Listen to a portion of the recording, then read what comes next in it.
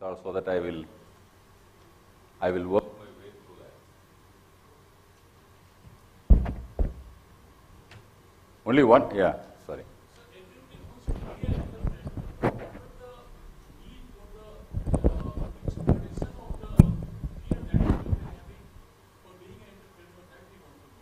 Okay. What it takes to become an entrepreneur, okay? Sorry, yeah.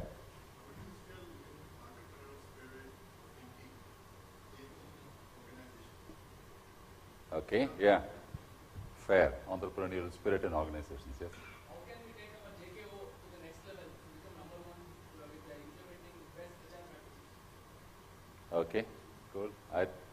I get a sense. Yeah. Yes, finally, I'm going to take it from the lady. Yeah, there's only one. Oh, why does the leader have to be? Entrepreneur. Okay, cool. That's a brilliant point, and we'll talk about it. Thiru. Owner's mindset. Yeah. Okay. So, the different mindsets of all individuals. So, how we can align them in a similar direction so that to achieve align with the JKO goals. Sure. Sure. Good. I think the good point that's coming through from whatever little I'm able to sense from the team, and believe me, it's been an interesting set of questions that come through. All of them appear to be towards broadly one or two things. One is that how do we bring an alignment of minds and hearts? And I think that's one thing. How do we all come together to get to one? And what is that escape velocity that is needed? What is this called entrepreneurial capability or entrepreneurial spirit, which is what I refer to as the escape velocity that is needed to get there. So yeah, so I get the sense of it. There's one more there, I guess. Yeah, how to become a great contributor to achieving companies' overall business targets, rather than just restricting ourselves into HR only. Lovely. I'm so glad. So here is a broad set of things that I will share, and then let us take it from there and have a few questions. Thiru, what kind of time do we have? 1 hour. Okay. So I'll try and bring my perspectives in about 20-30 minutes. I'm not going to make it very intense. I'm not going to make it very heavy, but I'll try and get as practical, as real as possible. I think that's the whole idea of being with you today. Just to give you a sense of the background in terms of what I have done. See, I joined HR, and I came, after doing my post-graduation at Loyola. I joined HR in 1986. So that was my first job. And I started, as anybody else can imagine, I joined at a time when computers and internet were still not prevalent, right? So when some of you out here probably can relate to the point I'm making.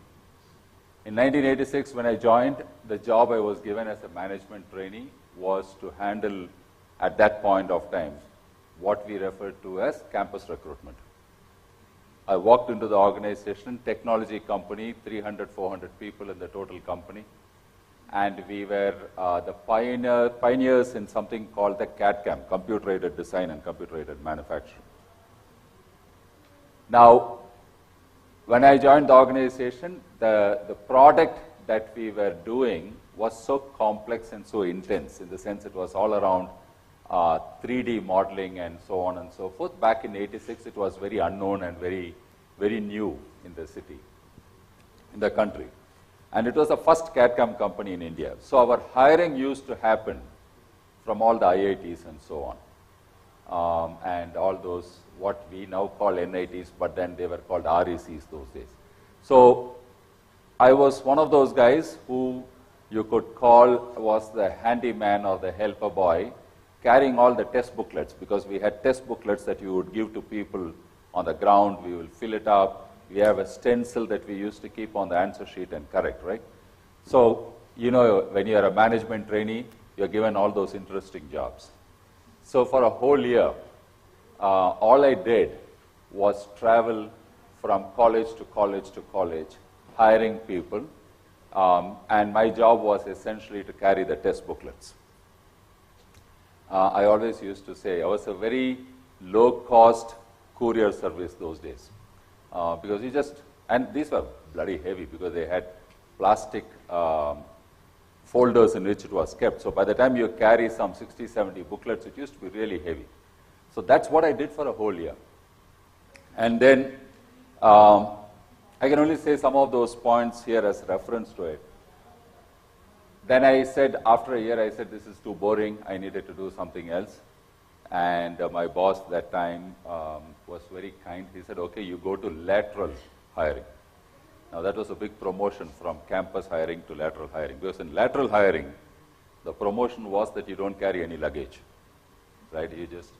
You just go in with only those little 20, resumes and answer sheets and so on. That's what you call assessment sheets and so on. So, to cut a long story short, I started my life filing resumes in box files. And box files used to be, I don't know if you remember, some of you still probably use somewhere, but we used to have stuff like A to B and numbers from 1032 to 2100, right? So the stuff that you used to keep. And practically, it was my job to file things away, to pull things out when needed, and so on and so forth. So that was how life started. The point I'm trying to make is that whatever I did in life, I started at the very, very bare minimum. In lateral hiring, the great job that I did between 87 and 88 was actually stand outside, not in the interview room, because interview was done by the leaders, right? I was only the guy who would make sure somebody walks in, somebody walks out, assessment sheets are filled up, completed, filed. Right? That was the job, and it was a damn good job. But the point was that in whatever that was being done, I think people saw some value in what I was doing. I still don't understand what they saw as value because it was the most boring mechanical clerical job that one could do. But the truth is, I always had an unsolicited advice to my leaders and to the candidates on things that could be done. So if I were to carry a test booklet, I'll give them some ideas on how those test booklets can be changed. Or I would go to the candidates and I would say, actually, if you really wanted to perform on this, these are the kinds of things that you should be prepared. So the previous night when you meet them, you'll tell them this is what you need to be prepared. So you build relationships, you gave ideas, people saw some sense in having me around. I would give my judgment on some of the lateral hires. I would say, the kind of questions he asked me outside are very interesting. So I would go finally inside into the room where the interviews were happening after the interviews were done, give my opinion on what I thought were some of the candidates' views and so on and so forth. Now, message here is that in every role that I ended up doing, I started up at the lowermost level. So performance management was a job that I did. My only job those days, as you can imagine, was we didn't have any internet, remember? So it used to be forms that people used to fill, assessments, consolidation, give reports, and so on and so forth. So for about 4 years of my life, in the early stages, all I did was move around, manage paperwork. And you could call it anything, but the truth was ultimately it was only that. Sometimes even today I feel that's all I do because it comes in a different form, but that's what you keep doing from one level to another. Now here is the important point. I had a boss who, I can tell you today, if I am what I am today, I will attribute 75% of what I am to him. But he had one big weakness. Any paper that goes into his room never came out. And those days, that was one of the big issues. There would be letters that would come from people, there would be resumes that would come. It would go into his room for whatever purpose, offer fitment, letters, or some response to somebody. The papers won't come back. And we used to refer to it as the black hole amongst us, because black hole used to absorb everything, right? That's what it does. And I can tell you that some of you will probably know that in every life, in every company, there are people who do this, where the paper goes and it doesn't come back. These days it is mails. It goes to the mail and then it stays in the mailbox. Now, one of the things that he asked me to do those days was, Hari, can you help draft a response for me? So for all the complex letters, he would give me that paper and say, can you, Hari, draft it for me, right? Or because I will go into his room, pull out the paper from wherever and so on. Now, as I started drafting, I would make some serious mistakes. I got corrected, but I became that one point for my boss to draft anything that he wanted to communicate. Good, bad, ugly communication, I was the one who was doing it for him. To the extent that my then managing director, a guy called Mohan Reddy, who now runs CN Technologies. So Mohan knew that all these communications were being drafted by Hari, because he almost always saw some terrible mistakes. He'll point out, people will say, Hari made it. But it went on. At the end of 4 or 5 years, Mohan realized that almost everything that was happening in the company in terms of HR communication was coming from me, whether it was a policy announcement, whether it was a drafting to a college or to a candidate. And when my boss quit the company after 5 years, by then I had done all the odd jobs around. Remember, I was moving from campus recruitment to lateral to performance management to CNB, did all of those little odd jobs. My boss actually said, and I knew literally every one of the leaders well. This was the big difference. All the whether it was the GM sales or GM marketing or the product manager, because I had been going out for hiring with them, I had built good relationships, meaningful relationships, that everybody felt comfortable dealing with me on issues, that when my boss quit, Mohan said, why don't you continue to provide leadership while we look for somebody to run HR. So at the age of 26, 27, and the company was about 800 people those days, I ran practically the HR function for that small organization. And they were looking for a leader for HR, and nothing was coming through effectively for what they wanted. In the technology industry was starting to become a little bit more prominent in the country those days, in the late 80s and early 90s. To the extent that after 6 months, they still hadn't found anybody to run HR, to find from outside, and they kept giving me jobs to do it. And everybody seemed to be pretty comfortable that things were not going down. They were not going up, but they were not going down, right? Now, that, in my opinion, I'm looking at happenstance that helps you in life. So, I moved around with bags, I did all the odd jobs, I wrote letters for people, I built relationships, and that came in handy when there was an opportunity. When the guy was not there, they said, why don't you let this fellow do it? Anyway, he's been running around doing it. Right? Now, from there, I ran that function for about 2 years before I moved on due to my family health issues. I moved back to Chennai from Hyderabad, which is where I originally came. When I moved to Chennai, at the age of 29, I joined a company called DSQ Software, which was just a startup with the highest investment ever by an IT company those days of $15 million. And I had the opportunity to join in as head of HR, thanks to this little stunt that I had done in my previous company. They felt it comfortable enough to say, it's a small company, you can be a head of HR.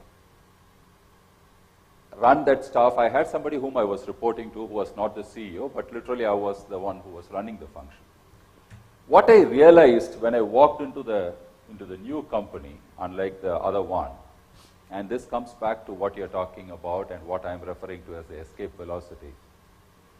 When you walk into an organization and you realize that there is no HR system, that there is no policy document, nothing, right? Because it was a startup, 45 people, just put together a company. The launch was about 20 days after I joined. So there was nothing there. And I came from an entity where a lot of these things were existing. And it took me for almost 6 months to realize that you can't wait for things to happen. You have to make things happen.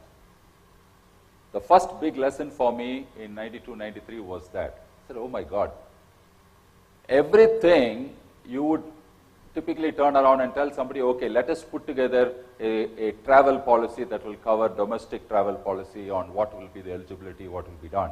Let's look at what the competition does, put it together, let's create it. You would tell your guys and nothing will come out for a month. Or there will be 5 different variations that will keep coming. And you're correcting, you're improving, the stuff is not coming out. Meanwhile, people are traveling, no policy, no limits, all kinds of expense patterns, and you're getting into trouble. And I realized that something has to be different about the way I've been operating. Because earlier I was told what to do. And I walked into a job where I was suddenly realizing that nobody was telling me what to do, but everybody was looking for solutions from what I do. And so there's a big period of time when I went through this situation saying, how do I now make things happen? And anyway, to cut a long story short, again, we managed to grow that company from nothing to almost 2,000 people in about 5 years or 6 years' time. I realized one very important thing in this second job, and this is again probably one of my lessons that I have never given up even today. So when I joined, I had 2 people who were hired by me and of course by the promoters, who were probably people with about 10 years, 8 years experience, who knew how to do all those PF filing and who knew how to do different things. What I realized was that they came in with a certain knowledge, with a certain information, but it was exceptionally slow and not relevant to what we wanted. And so I went through a small exercise of recruiting some management trainees from campuses, straight out of college, people like me who did what we did. I brought some people in, 3 people from a place called Symbiosis Institute of Management Studies, and I gave them some jobs to do. And I realized that while there were huge errors, that the cycle time of turnaround was dramatically different from what I was experiencing with others. I had a bunch of guys who knew nothing about a company, nothing about any policies, who looked for some direction, but every day in the evening they'll come back to you saying, this is what I've done, is this what you're looking for? And I realized that in 4 or 5 iterations, I was actually releasing things faster than working with someone who had experience, who probably was going by a certain mindset of this is how it should be. And the big learning that came to me was, maybe the advantage of working with a bunch of people who are unpolluted by experience is better than working with a bunch of people who are extremely immersed and dipped in experience. And that brought out what I then refer to as a principle which I have used all my life, called I would any day trade experimentation for experience. Even today, half of what I do today is run by people who are straight out of college, to whom I give the maximum time, and I find that the outputs that I am able to get are far different from the others, right? So that's one part of the story. Another lesson that I learned was learning is very easy. Unlearning is very difficult. We all become slaves of our own experience. And to the extent that when you go to somebody with an idea, somebody is telling you, oh, we did this 1.5 years back, 2 years back, it didn't work.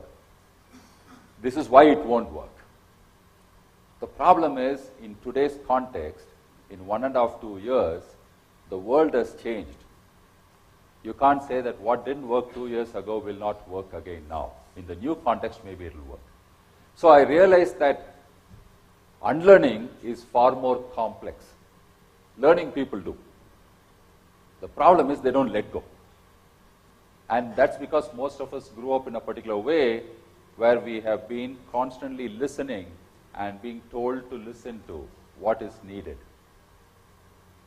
And the problem that we are sitting on is that we live in a world today where answers are not very difficult. You tell me the most complex question, and chances are I can get you the answers, thanks to Google or thanks to whatever. But you can get the answers today. So the real issue that we are dealing with in today's context is a situation where the questions don't come, the right questions don't come. Even in Google, when you're searching, if you don't frame your question right, your answers are not necessarily the sharpest. So the mind is no more about trying to find an answer. The mind is about bringing out that curiosity, that inquisitiveness, that element of what I call as deep questioning, which is what can then give you what you're looking for. So these are some things that I learned as I went along the way there. And another point, after that I joined Satyam back in 1998. I joined Satyam. I worked in Satyam running the HR function. Till about 2007 I was running HR function. Again, 2009 is when the crisis hit that company. All of you know it was one of the biggest corporate fraud situation that we dealt with. In 2007, and before that, let me just tell you what the number was. So Satyam, when I joined, was 3,000 people in 1998.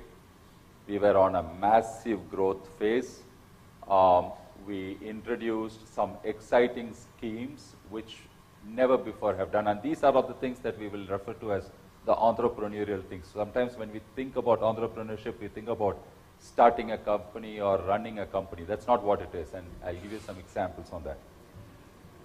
In 98, when we came in, like I said, 2,000, 2,500 people at that time.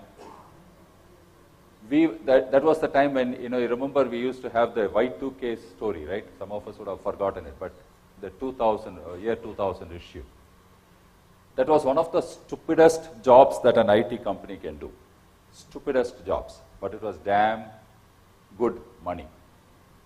They were always paying for every number of, people that you had. And the problem was every system, computer system in the world was configured to not operate beyond 2000. That's what Y2K was all about.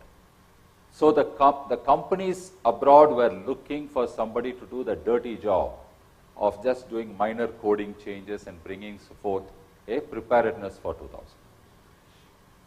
The way it worked was, it was not about sales at all. We realized that it is not about going in front of a customer and selling for that particular activity. You pick up a small piece of job from a company. If you do it right, they were giving you bigger and bigger applications to do. And so we realized that trying to incentivize sales guys to get you business was the wrong thing to do. That was one of my first learnings in 98. When I said the sales guys have very little to do with it, because every customer who was coming here was appreciating the work the delivery teams were doing, and based on that discussion was extending more projects to us. So we came out with a program called the ASHA scheme. Those days it was a great acronym for us. It was nothing but Associate Sharing Scheme. We used to call our employees as associates, and we came up with a scheme called Associate Sharing Scheme. And the model was this, that for every dollar of billing that you make, 13 cents was given to the team.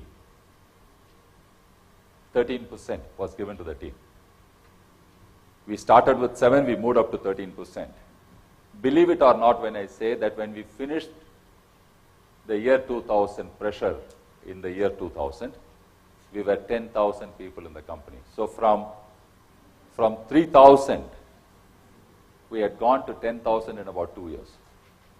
And it happened only because every project manager said, if I do this right, I can make more money, my team can make more money, and we had ratios for the project managers and the teams to do. And it was a phenomenal success because when we hit the 10,000 people number and we were at the year 2000, the same customers who had given us all this work were saying, can you continue to maintain these applications for us?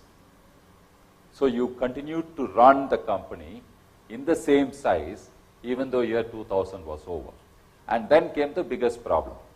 Because when we were growing to 2,000 people, the issue was you could do that with very minimal program skills.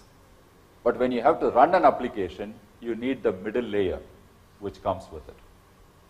And we did not, and most IT companies in India did not have middle layer.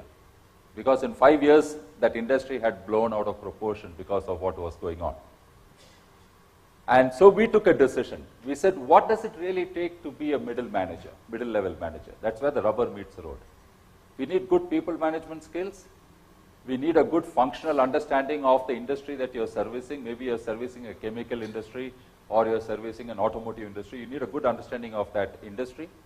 You need good people management skills. And you need a sharp mind when it comes to managing money. We said those are the only 3 things that we need. Of course, technology is important. We realized that technology is a skill that can be brought in for people. The other skills have to come naturally from the experience that you have. So what we did was, we created a program called, those days, it was called the Systems Engineering Trainee Program, SETP, it was called. We introduced a program called SETP where the advertisement that went out, if you look back in 2000, the advertisement said, the qualification to be a program manager at Satyam then was you should have not touched a computer. It was a very brave move that we did to say, we will hire people who haven't touched a computer and then we will train them over. First batch was 9 months, then it became 6 months, then it became 3 months. We shortened the time as we went on. We introduced 160 middle managers in the company who came with a very strong domain knowledge and who came with very good people management skills, and our recruitment process factored those.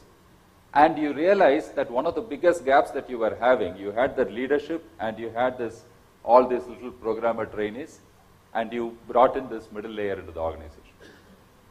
Things like this created, and once that was successful, we came up with another model called Quality Engineering Trainee Program. So we introduced, because those days CMM level 5 and so on was very big in IT.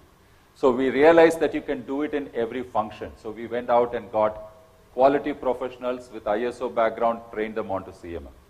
We went and did something called SAP and Oracle and other things were opening up those days. And you needed functional consultants who knew how to configure SAP and so on. We did an FCTP program for that. And then I realized that it was very easy to today bring people in with skill sets that they don't have. And you can provide them those skill sets if only you can find the basic material, that is people management and business skills which are strong in an individual.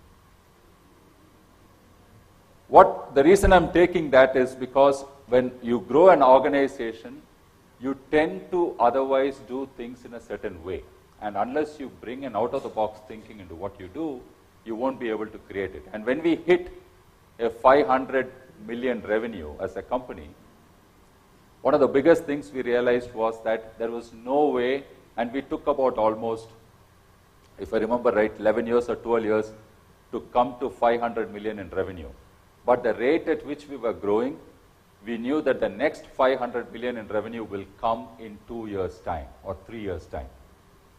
And that meant that you needed to have more leaders. So one of the major moves that I did, which I look back in life and say, I think we did the right thing when it came to people management issues, was creating something called a full life cycle leadership. We created small areas in every function, whether it was HR or finance or business, where we were doing projects for customers. We created what we call as FLCLs, full life cycle leaders, and we created what we call as the FLC program, the full life cycle program, where each one who managed that little space. Now it's like saying running maybe a geography or running probably a a business unit or a product unit. We created people with absolutely minimal experience as leaders and gave them what we refer to as a 6P5 or framework in which their performance was being measured. The 5 R's were cheaper, faster, better, larger, steadier kind of outcomes. And the 6 P's were around people, process, product, promotion, and so on. So all around the entire skills required to run a company. So we said whether you are a guy running a 3 million project or you are a guy running a 300 million project, you are running a company. So we said it's like an automotive company. There are companies which make only steering wheels. There are companies which make only tires. There are companies which make only nuts. And each of them are companies. Except that when you come to a systems integration, you sometimes tend to see the nuts and the tire and the steering wheel as not important. And you think that only the car is important. So we actually broke down this large company called Satyam into about 1,000 full life cycle programs and gave people the right and the opportunity to run each of their programs completely independently. We gave them a P&L statement every quarter. Their cost was debited, their revenues were marked, and they actually had an opportunity to run their unit profitably. And what happened, and this is the most important learning, right? You realize that when you have 18 leaders who are running, let us say, $3 million size projects, there are 6 of them who are doing extremely well in spite of adverse situations. There are 3 of them who are doing extremely bad in spite of favorable circumstances. Why? Because they have not been able to bring people together, or they don't have the financial skill or so on. So we started multiple programs, the Satyam School of Leadership, etc. We brought a guy called Ed Cohen from the US to run it. I'm giving you all this because what we realized was running an organization and being in HR was not about defining performance management systems or about defining recruitment programs. Sometimes we think morning to evening, that is all we are supposed to do. But if you are able to kind of step back and look at things from the outside, you realize you are actually running a business. HR is also a business as much as any other function. And once you start bringing in these kinds of changes like the full life cycle leadership program, it was not easy. It took me a year to actually even communicate and make people understand what we are trying to say. It took a lot of time. But the good point was, and I say this with a great amount of confidence, even today you will notice if you meet people from the organization who were there between 2003 and 2008, they will tell you that FLCL program was one of the best things that they did. We actually took all these leaders for different kinds of learning programs, and most importantly, we brought their spouses along into that leadership program to attend these programs. The advantage we saw was that the spouses understood what the other better half was doing at work, was able to, and we have been given much feedback about how sometimes at home they give them inputs on how probably something has to be run.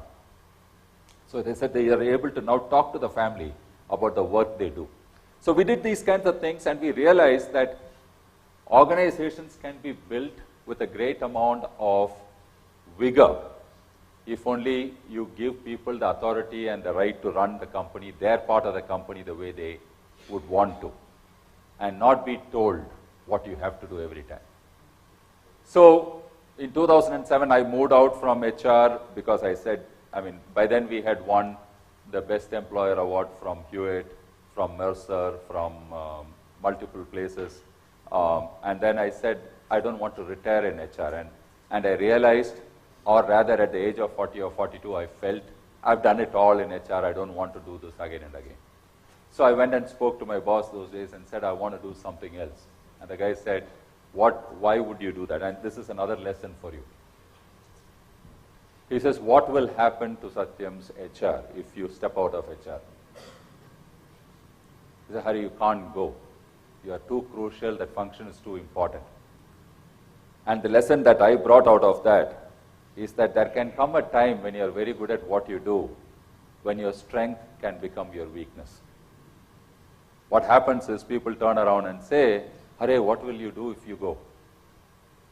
And it can happen in any one of the functions you're performing. You could be in a leadership or in a learning role. You could be in a performance management role. You could be in an associate relations or whatever you call it, employee relations role. The day people are starting to say, oh my God, what will happen if you move? That means you have already overstayed the invitation. You have to tell yourself that you need to move before you become an indispensable chair in that part. Anyway, I fought my way through, and when I was asked what I wanted to do, my logic was, I have always done a job which was inside out. HR is very inside out. You're all constantly looking at people's issues that impact the company inside. I said, I want an outside-in job. And I went and did marketing. I took over marketing. And one of the conditions for me to take over marketing was that I will have to relocate outside India, and I did not want to do it. 20 years I had fought never wanting to leave the country. But the condition that I was told was, if it is marketing, you can't sit in Hyderabad and do it. You have to go to wherever, London or New Jersey. So reluctantly I went out. And again, lesson. This was more about my, so to speak, my commitment to the country, and I didn't want to go out and so on and so forth. But when I went out, I realized that was probably the best thing that I did, because it's almost like looking at Earth from space. When you're sitting inside Earth, you don't realize everything that is going on. But when you go outside and you're meeting all these customers and all these companies that do marketing outside, and then you look at the company from outside and you say, how terrible. We are not at all an identity. Because once you're inside, there is a sense of pride, there is a knowledge about the company, you feel like you're the greatest company in the world. You go out and you look at the company and you say you're insignificant, you're not even noticed, nobody even cares about you. And I realized I'm walking into a company which has done very little in marketing, in brand building. So one of the big decisions I took was to sign up with FIFA to be a sponsor and so on. Anyway, there's a different story thereafter. The message there is, the day I felt my strength was becoming a weakness, I took the decision that I will never allow this to happen again. So when I took over marketing in 2007 and then ran it, then the Satyam crisis happened, Tech Mahindra walked in. Those guys then said, Hari, this is, we were going to sack 10,000 people in the company at that time. 10,000 people were to be released from Satyam in 2009. And they said, Hari, this is too complex, involves government, etc. So can you please do marketing and HR? So I ran that for about 3 years. Now, the point is this, by 2012, I had run marketing for 5 years. And because I had managed the crisis and the communication and the customer relationships and so on, I realized that I was becoming similarly very indispensable from a marketing point of view. Marketing, by the way, was the only function when Tech Mahindra took over Satyam. Marketing was the only function of Tech Mahindra that was run by a Satyam leader. Every other Satyam function was run by a Tech Mahindra leader. So marketing was the only one which they said, no, you guys run it, you know it best. We had a terrific team which we put together and we ran it together eventually. But in 2012, I went back and said, or rather 2011, I went back to CP and said, CP Gurnani was the CEO of, is the CEO of Tech Mahindra. I said, yeah, I have been doing this for too long. I need to now run a business. I want to run P&L. And he gave me a function. I can tell you one thing, it's like being sent to Siberia. He asked me to run the technology consulting function. Technology consulting is equivalent to going and talking to the IBMs and the Ciscos of the world. That was what that particular function was. And here I am, an HR guy who has only done recruitment and marketing, talking about that now.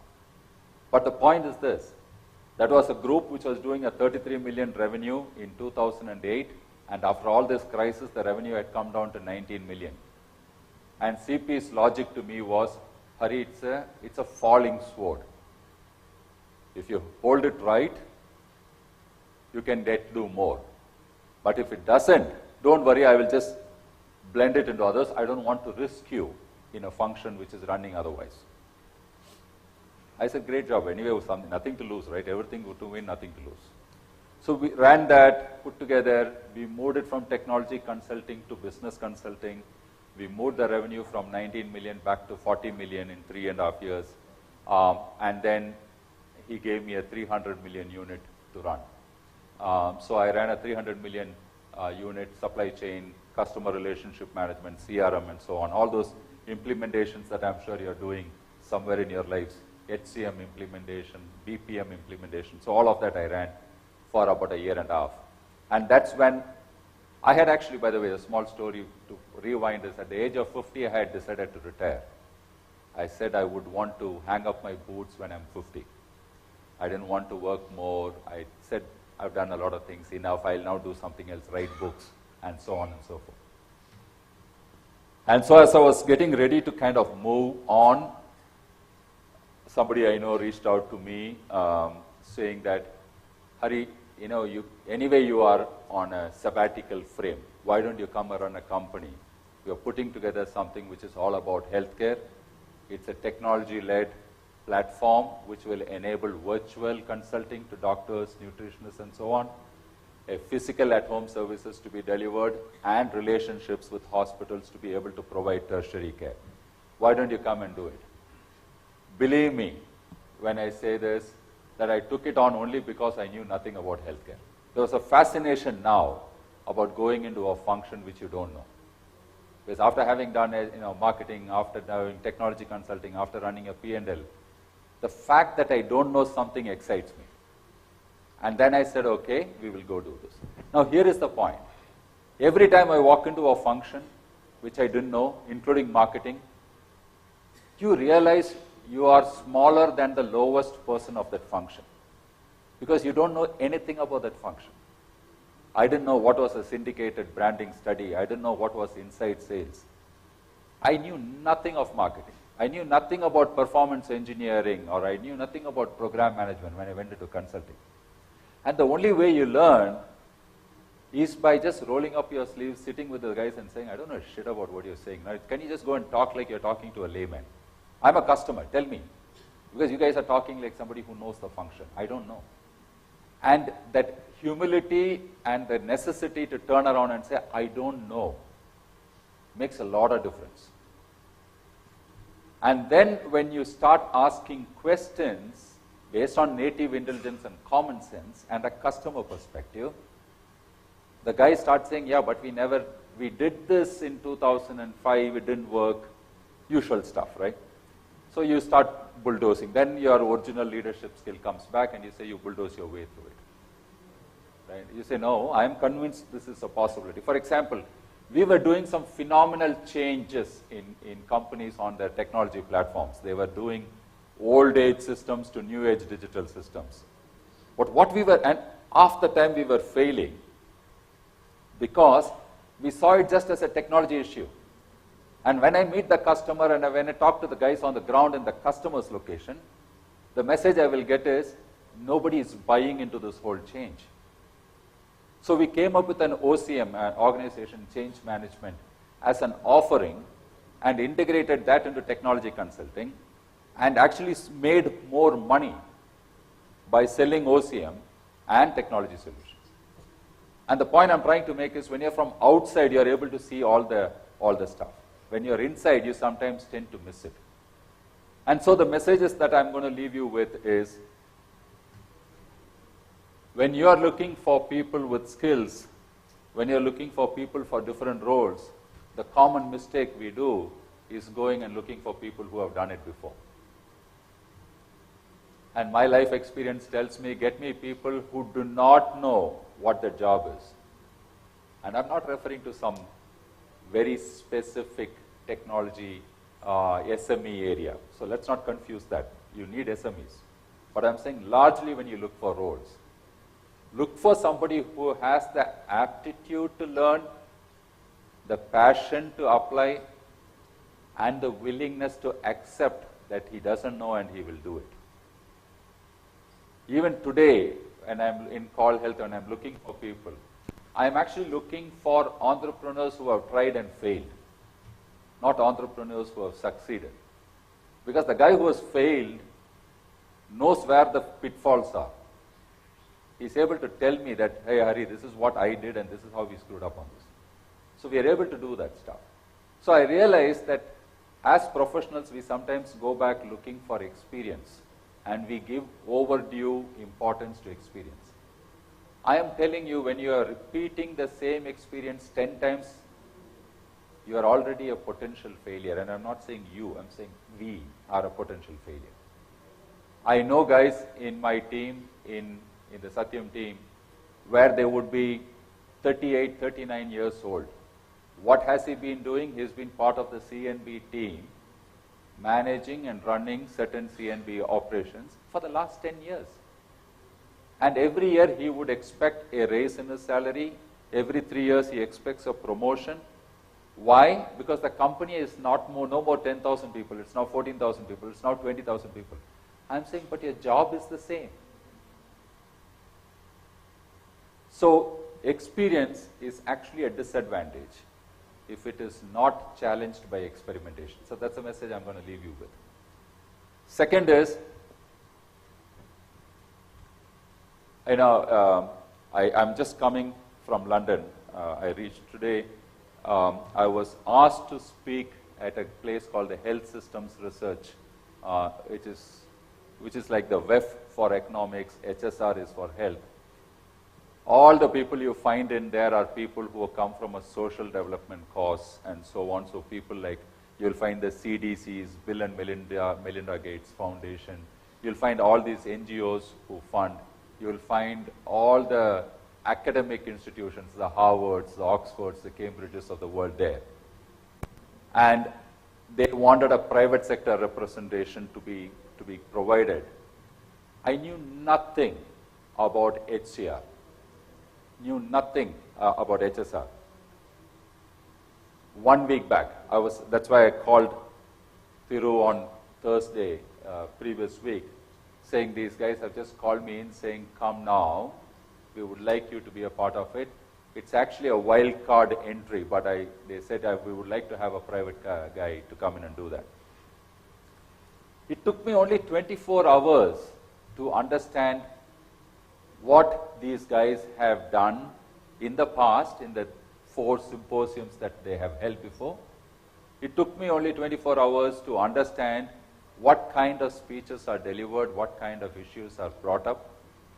And when I went in there to do my session, believe me when I say I was 80% ready. Not 100%, but 80% ready. When I reached there on Tuesday for my Thursday's speech, on Tuesday I was 80% ready. And what am I trying to say there? To learn something, to know something new doesn't take time. All you need to do is to sit and do a research. We are trying to come up with a blood bank application, which a blood donor and provider recipient app. It took us exactly 1 week to understand how many blood banks are there, how many units are there, how much is the wastage, what is the gap. It took us 1 week, and we know everything about blood bank today. Believe me when I say I can stand in front of the Indian government and talk about blood bank. So what I'm trying to say is that if you have the curiosity to learn, you can find all the information you want outside. So so it can apply to a function, it can apply to a company, it can apply to a problem outside. So I'm saying that's the other part. So learning is easy, but you have to let go of things that hold you back. Third, don't allow your strength to become a weakness. And this is a big lesson for me.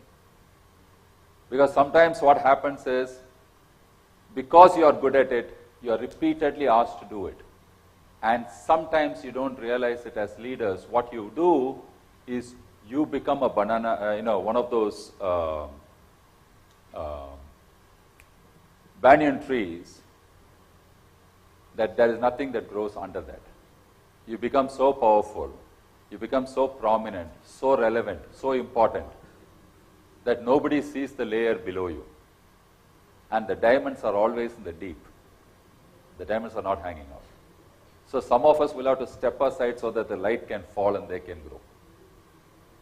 And we love the attention, we love the visibility that we get, but in the process, you may be completely darkening somebody else's life. And the truth is that there will be moments when you question yourself. When I moved from HR, which is a very, very powerful function in a technology company, I moved to marketing, I realized the security fellow outside stopped saluting me. I'm not exaggerating, I swear I mean it. Because otherwise it used to be like this, and we used to have 11 different offices in the city. If I drive to the other office, right from the gate man to the security, everybody used to stand up and salute. Literally, and the door would be open. After I moved to marketing 3 months later, nobody is opening the door, nobody is talking to you. You realize you're lost. And that's something that you have to learn to deal with, because when you let go, something goes with it. But you gain much more, whatever is important. And so I'm going to pause there and say that I want to keep a few minutes for some points I've missed. I might have taken a little bit more time, sorry about that. But I'm just going to pause there and say if there are questions, and if there are some comments or opinions, I'll be happy to take it.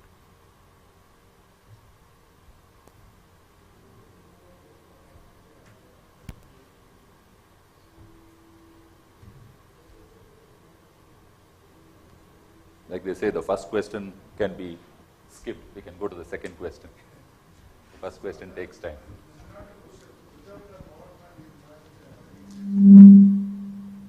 No, I had one, but then I realized I'll be following the stereotype of running a presentation. I said, anyway, the same points is what I would show.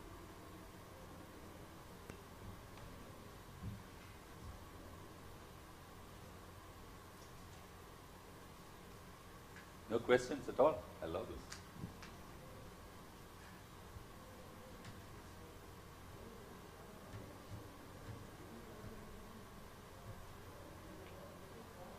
Okay, so yeah, okay.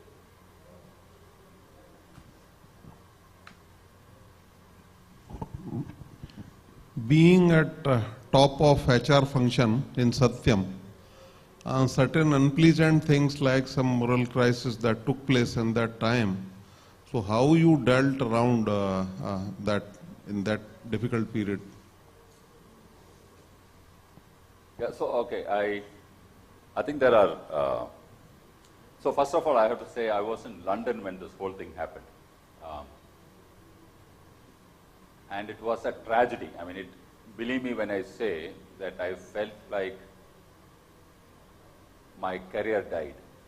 So it was one of the craziest experiences that one will go through. And I wish nobody ever has this situation. And the truth is, I can say this with great amount of confidence, and I swear that this issue was not known to anyone. So it was something that was completely happening.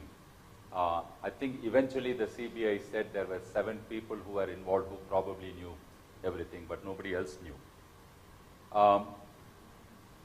Having said that aside, 2 issues that I learned in life. So I don't know if some of you remember I think this was on the 7th of Jan that it happened, this confession letter. And if I remember right, on the 9th of Jan or so, we did a press conference. You will remember there was one of those mad, what I call as a gang rape that happened from the press. It was a very, very difficult day. And I was comparing and managing it because I was a communications guy and so on. When I finished that particular press conference and I was walking back, I felt that I probably should now look out and do something. It was humiliation. It was humiliation of a kind that cannot be expressed. So I was thinking about it, and not about leaving, but I was like, shit man, I mean, I don't want to be part of this, right? But deep inside, oh, by the way, I have to tell you another one. So Rajiv Vasudeva of Egon Zender called me on the 9th morning. Egon Zender, as you know, is one of the largest placement executive search firms. And Rajiv, good friend of mine, called me on 9th saying, Hari, I have something for you. Don't hang in there. This is only going to get messy. So you probably want to look at. And I told him, yeah, Rajiv, the only point is this. I brought 50,000 people into this company. I can't think of going. I have to somehow stay back and do whatever it takes. Let me do that. And he said, listen, remember I told you, you should move now, don't wait, because I've seen and heard these kinds of stuff in other places. Things get very messy. It's better that you're out of the place. But that night after the press conference, when I was walking back, this thing was in my head, saying, yeah, maybe he was saying the right thing. If this is what I have to deal with every day, I don't know why, right? I mean, why? I'm not even in HR anymore, so why am I being this stuff? And that night at about 11 o'clock, and this is very important, you should know this. At about 11 o'clock, after everything was done, I was staying in the guest house, so I had my literally my all the papers and stuff in my little thing, and standing, waiting for my car to come, my office car to take me back. And I saw, and deep in thought, so I'm just standing there, deep in thought, wondering what the hell has happened to my life, what is all this going on. And then I find these 3 kids whom we refer to as the ELTPs, the entry-level trainee programmers. 3 kids whom we had hired. I probably had spoken to them in some induction program and they had heard me. So as they were walking out of the office, they saw that I was standing there. And then they paused. And I saw them.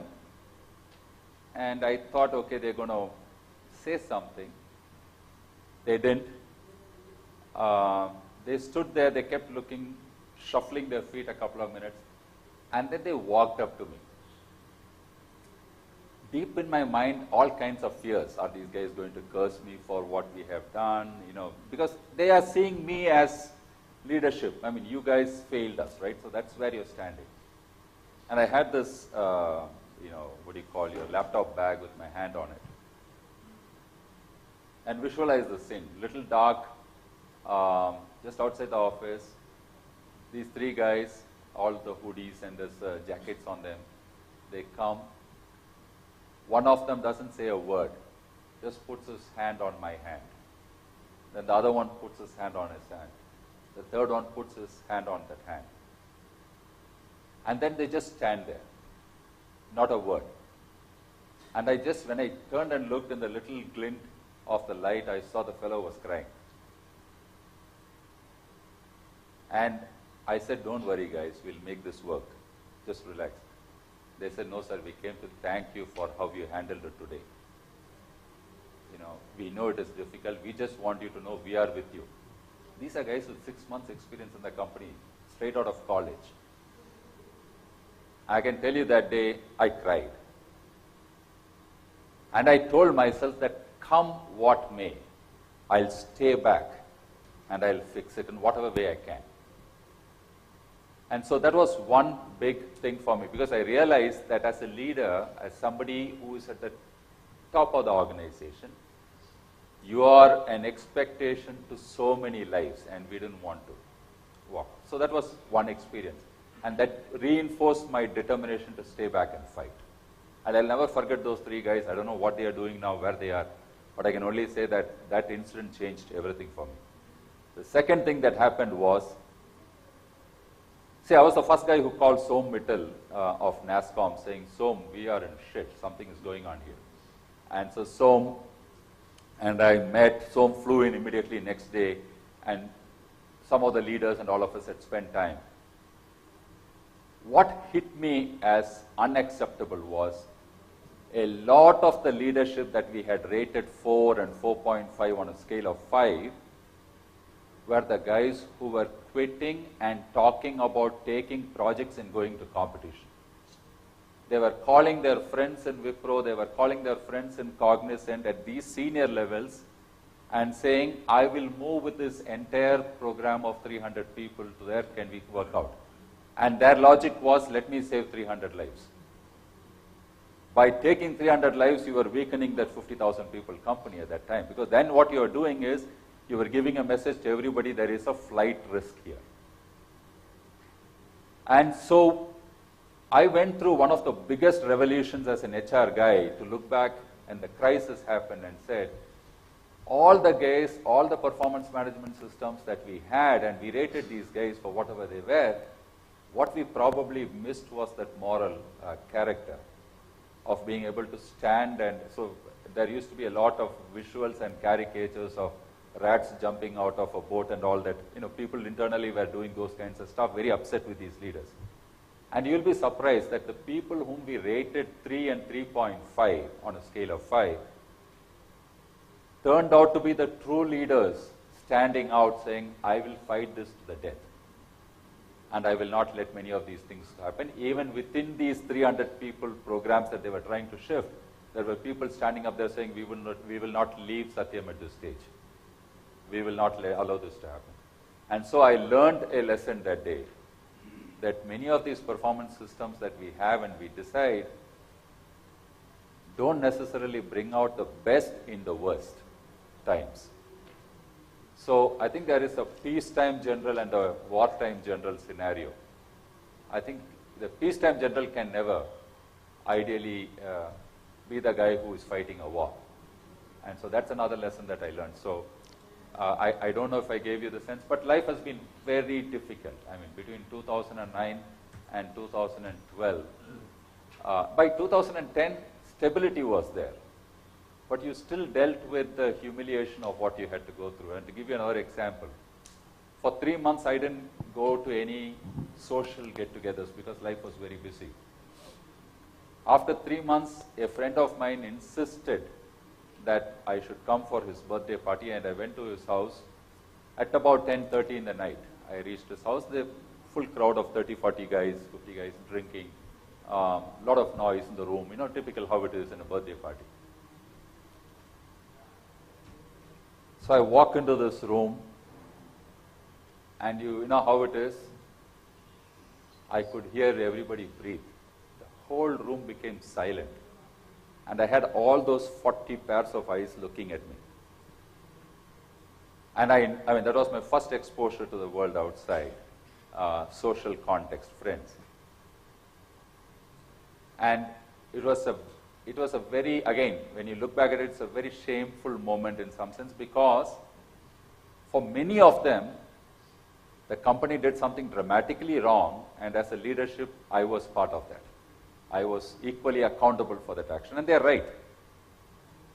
Many of us felt that our professions crashed, our professional life crashed in that.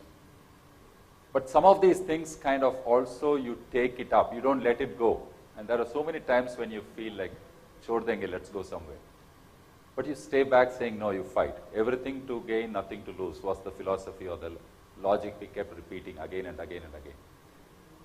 So I look back and I say, I think this has been good, because today I can deal with any crisis thanks to that moment that I stood there to handle it. It's not a happy moment, but the way I look at it is you could make the best out of it. Thank you. Tenure, cost, current project assignment. So we had certain parameters on which this 10,000 was identified out of the 50,000 that we had. And when the HR guys were going in to do these conversations, they would always go without the knowledge that would I be on that list tomorrow, right? There was always that fear. And I used to tell them, I don't know if any of you have seen that movie, Vertical Limit. Anybody seen that movie, Vertical Limit? You know that scene where the father, the daughter, and the son are hanging on the rope? And all three could go. Father decides to cut the rope and take the weight off. So I used to tell these guys, listen guys, we are doing this today, but tomorrow some of us will have to go. But at this stage, we have a job to do. Go do it. I'll give you all the time and all the messaging that is needed, and I'll help you find what you have to find. So we would have HR guys who knew they were on the list and who would do their job absolutely selflessly. Yeah, but that's what you bring people together in a moment like this.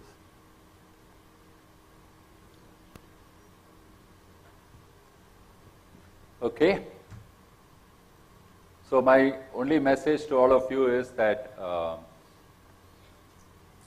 don't retire in HR. I'm not saying leave HR, but I'm saying don't retire in HR. Think business.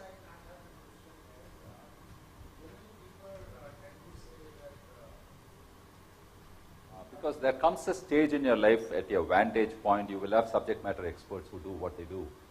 You just need to be able to see the big picture. You just need to be able to compare it with the external market and provide them perspectives on what is missing in our organization. You need to have the ability to kind of allow people to make mistakes, especially when you say, let's do this, they go do that, and the area of familiarity you move out from will cause tremendous discomfort in your mind. It is inevitable. But once you go in saying that I'm here to learn, it is not a big issue. Second, when I went to marketing, my marketing alone at that point of time must have been about 70, 75 people. Apart from inside sales, which is that one which calls customers and talks to them, etc., that must have been another 50 people. HR team that I was handling at that point in time was probably upwards of 300, 350 people. And chances are, I'm not exaggerating, chances are that I probably knew almost all the 300 people by name in HR. Chances are I knew their spouses. Chances are some of the kids, I might even know the names of some of their kids. So my connection with the team was very strong. So when I went to marketing team, the message that was there in the system was, oh, Hari is very social. I was known for partying. So the message was that, oh, now that Hari has come, we'll have parties every Friday. So there were those kinds of things. Hari is connected to his team. He socializes and parties very much. And I was always very connected to the customers who used to visit us and so on. So people knew that much. So I went without any negative baggage. And if there was, I probably was not aware, but I didn't have any major negative baggage. The only negative baggage was I don't know what marketing was and what these guys do. I had no idea. And the only thing I knew was those advertisements that I used to do in HR for recruitment advertisements. That was the only connection I had with marketing. But when you go there saying, tell me the function, show me the function, draw the chart, tell me where do you do, who are you comparing with here, why do you benchmark with them, why not with them, but this is what I'm hearing about Cognizant, this is what I'm hearing about this, you suddenly realize that you are engaging in a conversation. Once you engage in a conversation, guys are very curious and anxious to tell you everything they know. And then over 3 or 4 days or 5 days or 3 weeks, you realize now you know the function inside out. You know who is thinking better. You know who is not thinking well. And I have done this in every function I have moved into. I have discovered the diamonds in the deep. Because I go and sit with the entire team, a guy called, I'm very proud of him, a guy called JP Sahu was there in one corner of marketing doing something which nobody seemed to bother about. But in all my conversations, the first 4 days, I said, every time I talk to the bugger, I feel like I've got a new pair of eyes. I said, why is the guy hidden so below? So I brought him out more and more into conversations. I found people who would tell me, oh, I know Cognizant does this, I know Wipro does this, I know Infosys does this. And then after 3 or 4 levels of peeling of the onion, you realize his knowledge of Wipro is only this level, it does not at this level. So you are able to start looking at and saying, okay, this fellow is somebody who can give me that level of story, this one can give me insights. Once you start bringing people together and leveraging on whatever they are capable of, they start relating to you saying, okay, he is not judging me and he is not shunning me out. He is taking me for that, but he is also bringing other people into the conversation. So that's what you will have to do. When you move to another function, whether within HR or outside, you will have to go with the humility that you don't know. That the last guy in the team probably knows much better than you. I think you just have to accept it. And then you will realize it works well. When you become the expert of one function and you are planning for moving out of that function and going to adopt new function, where you are also not aware of the function working and everything. Of course, there must be some fear of failure. So how to handle that, and how you did handle that? No, You must may be having or may not be having. What was the situation? no, very important point, very important point. In fact, there are times in your life when you make these changes that you tell yourself, yeah, I made the bloody big mistake. I shouldn't have done this. I have told myself that 100 times, every time I've taken on a new function. I'll put it this way. There was always this little arrogance in me that I can always find an HR job when I wanted it. So I know that even if I fail here in marketing, Satyam itself would have taken me back in HR any day. Or I can tell you, I had enough contacts in the industry to know that somebody would have given me a job. I said, okay, somebody experiment he did, he can do the job, he'll get a job. So somewhere deep inside, there has to be that confidence in you that if nothing else, I'll fall back. But you should never use that key, because once you use that key to open that door, you're screwed. I mean, you're gone. See, once you make that move forward, don't fall back immediately. And in the first 3 months to 6 months, you're fighting this battle. It's a headwind. It is a headwind of every kind. It's a competency headwind. It is a relationship headwind. It is a sense of, lack of achievement, because you don't know what is success in this, except for those few mails that you get which say great job. You don't know what is success. The other one, you know what is success and what is failure so well. So you have to just keep at it. And the only consolation deep inside you should have, if nothing else works, I can go back to this. But I will not use that key to open that door. And that's the only thing I did.